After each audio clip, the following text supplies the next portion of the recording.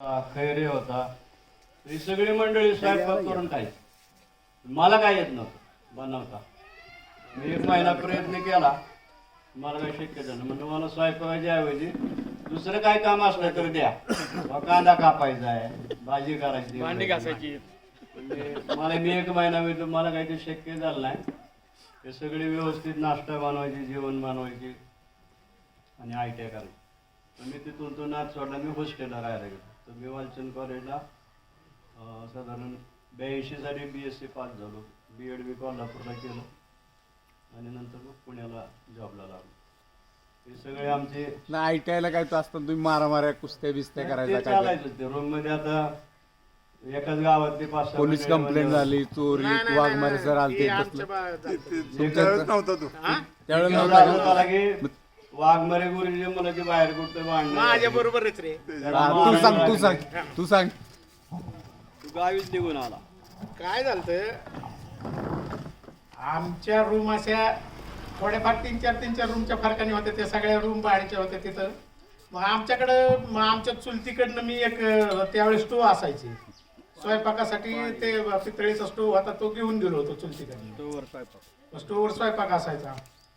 आणि एक दिवशी आम्ही तिथं पिरियड चालू असताना ITIचे दुपारच्या वेळेसच काय एक भोवटा चोर येऊन ती कुलप नसायचे. ती कसं तिथल्या तिथंच. आणि घराचं मालक त्या कॉलेजचं तिथंच होतं, एक मुस्लिम पेट्रोल, त्याची रिक्षा वगैरे. तर त्यांनी ती आमची कडी असायची, कोण येईल कोण जाईल कशा 5-6 जण होतो रूम मध्ये.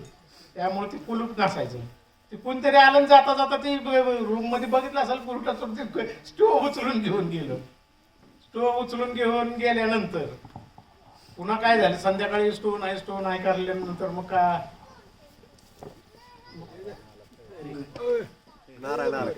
या खैरे मला स्वागत आहे. तुमचाच विषय चालू आहे. हा, तुमचाच विषय चालू आहे.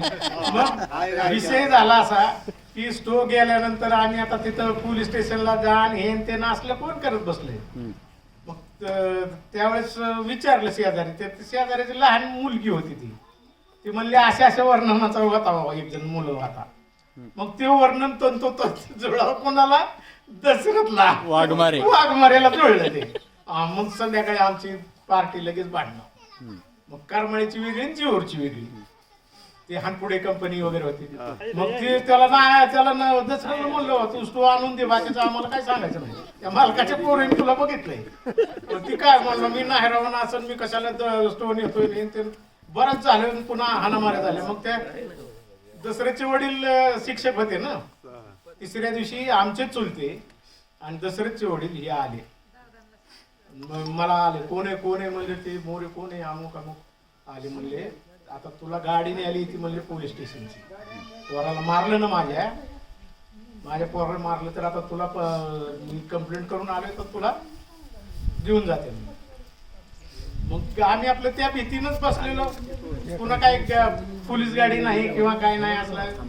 फक्त त्यांनी ढोस मारला. दोघं पण चालले.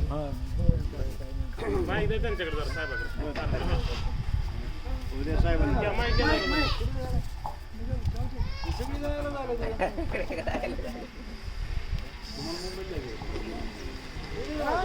गाडी बसायचं नाही तू.